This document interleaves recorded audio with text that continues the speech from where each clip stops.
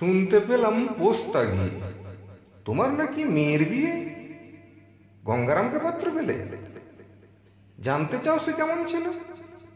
মন্দ নয়, সে পাত্র ভালো। রং যদিও বেজায় কালো, তার উপরে মুখের গঠন অনেকটা ঠিক পেঁচার মতন।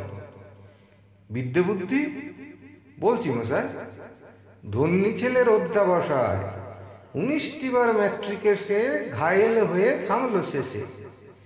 বিষয় আশায় গরিব বেজায়, কষ্টে সৃষ্টে দিন চলে যায়। মানুষ তো নয় ভাইগুলো তার, একটা পাগল, একটা গোয়ার, আর একটি সে তৈরি ছেলে, জাল করে নোট গেছেন জেলে। কনিষ্ঠটি তবলা বাজায়, যাত্রা দলে 5 টাকা পায়। গঙ্গারাম তো কেবল ভোগে পিলের জ্বর আর পাণ্ডুরোগে। কিন্তু তারা উচ্চ ঘর, কংসরাজের বংশধর। শ্যামলাহিরি বনগ্রামে, কি যেন হয় গঙ্গারামে।